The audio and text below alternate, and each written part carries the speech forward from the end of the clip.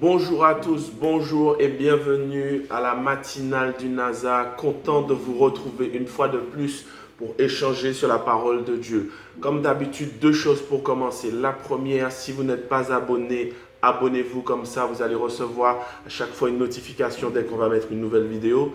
Et la deuxième, la plus importante, si vous êtes béni, partagez la vidéo. Alors ce matin, on va méditer sur un passage qui se trouve dans Genèse 37, à partir du verset 26. Deux versets, Genèse 37, 26 à 27. Je lis. Alors Judas dit à ses frères, que gagnerons-nous à tuer notre frère et à cacher son sang? Venez, vendons-le aux Ismaélites et ne mettons pas la main sur lui, car il est notre frère, notre chair. Et ils l'écoutèrent. Prions. Seigneur, ce matin, alors qu'il est tôt, nous te bénissons et nous te remercions pour cette journée qui commence. Dirige-nous dans ces quelques versets, dans ta parole. Au nom de Jésus, chasse ce qui ne te glorifie pas. Amen.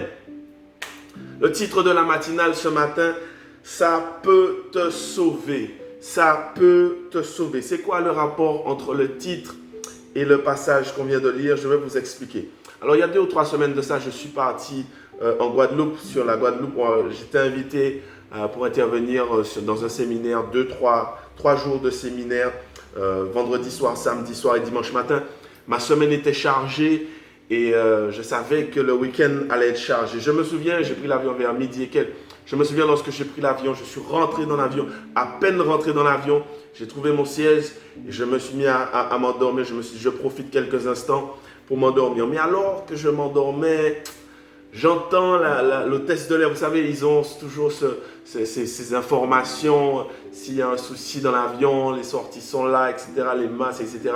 Et alors que j'ai entendu ça des dizaines de fois, je suis dans le début du sommeil et je me dis, mais je devrais quand même écouter parce que s'il y a quelque chose, ça peut me sauver. En fait, pourquoi je vous parle de tout ça? Je ne sais pas si vous avez remarqué, mais dès qu'il s'agit de choses importantes, il y a certaines choses importantes qu'on sait qu'elles sont importantes, mais on ne les considère pas. On ne prend pas attention. On sait qu'elles sont importantes, que ça peut nous sauver, mais on les balaye. Par exemple, la notice du médicament. Le médecin nous prescrit un médicament, mais on ne lit pas trop la notice. La garantie sur une facture lors d'un achat de quelque chose.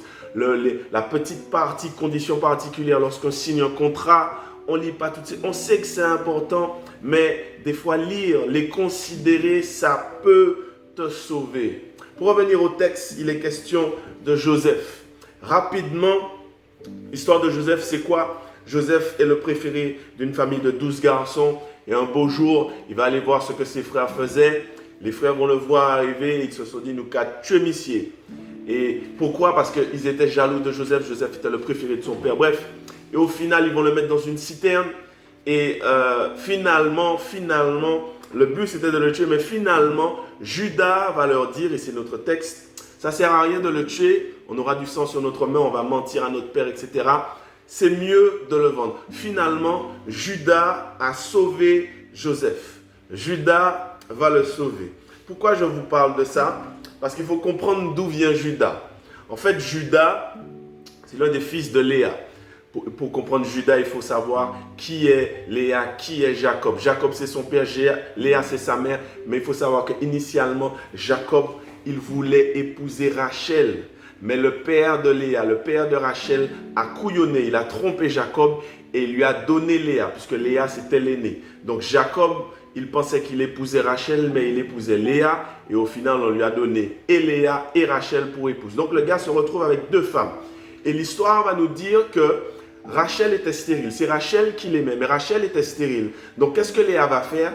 Léa va faire à chaque fois, elle va lui donner des enfants. Elle va lui donner des enfants. Elle va produire des enfants. Ce sera une manière pour le retenir. Ce sera une manière pour attirer son attention. Et si vous lisez bien l'histoire, à chaque fois, elle va donner des significations au prénom de ses enfants, de ses garçons. Avec celui-là, il va m'aimer. Avec celui-là, il va porter les regards sur moi. Donc, à chaque fois qu'elle va tomber enceinte, à chaque fois qu'elle va produire un enfant, qu'elle va donner un enfant, elle va espérer l'amour et l'attention de son mari jusqu'à ce qu'elle comprenne quelque chose lorsqu'elle va tomber enceinte de Judas. En fait, Léa va comprendre, ce n'est pas mon mari qui saura me combler.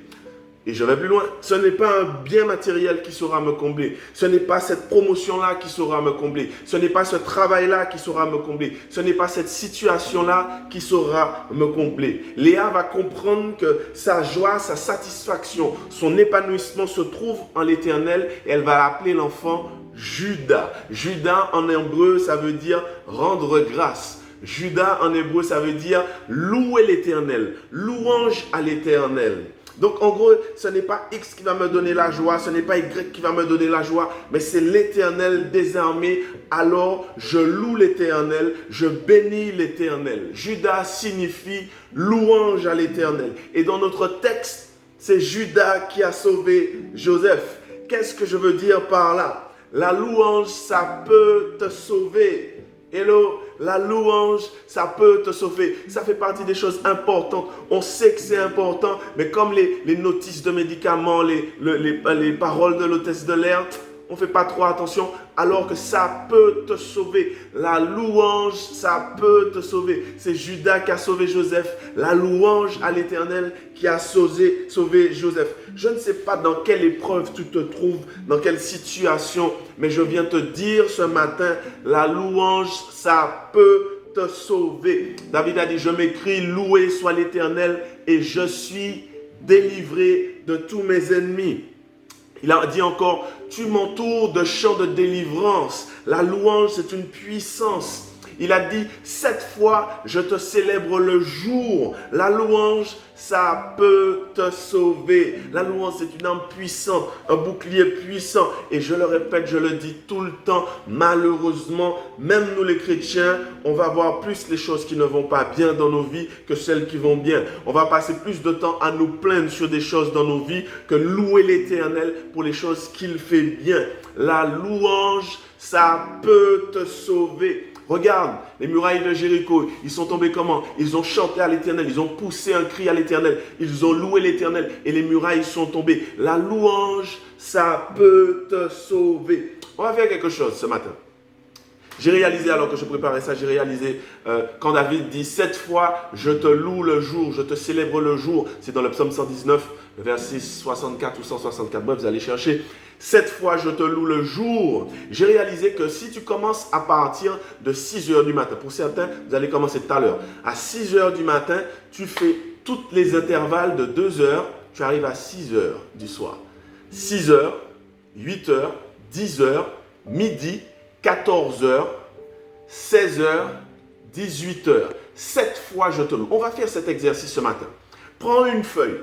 Prends une feuille et sur cette feuille, rédige des louanges à l'Éternel. Je bénis l'Éternel pour ceci. Je loue l'Éternel pour cela. Tu es un Dieu merveilleux. Tu es un Dieu fidèle. Je bénis l'Éternel. Et on va faire quelque chose toutes les 2 heures. Toutes les 2 heures, loue l'Éternel.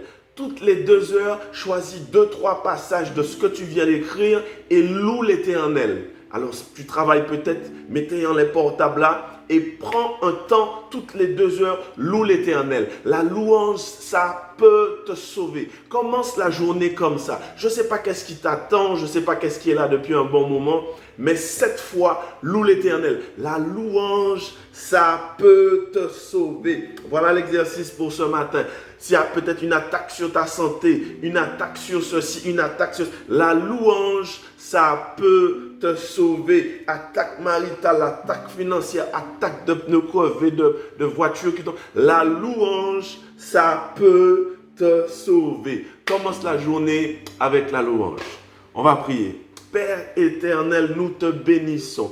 Oui, il y a des choses qui ne sont pas bien dans nos vies, des choses compliquées, des choses difficiles, mais ce matin, nous décidons de te louer. Ce matin, nous décidons de te rendre grâce. Nous te bénissons parce que tu es un Dieu bon, tu es un Dieu merveilleux, tu es un Dieu fidèle. Merci parce que la louange, ça va nous sauver aujourd'hui, ça va nous sauver demain et toutes les fois. Nous te bénissons pour le Dieu excellent que tu es. Sois glorifié, sois magnifié et fortifie quelqu'un ce matin alors qu'il va te louer 7 fois dans la journée. Je bénis ton nom, je loue ton nom au nom de Jésus-Christ.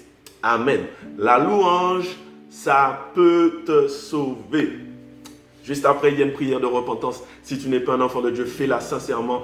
Dès lors, tu deviendras un enfant de Dieu. Et si tu n'as pas d'église, rejoins-nous à l'église Nazareth du Monde Vanté. On va se faire une joie de t'accueillir. La louange, ça peut te sauver. Je vous dis à la semaine prochaine, à mercredi prochain. Ciao, bye bye. Je vous aime.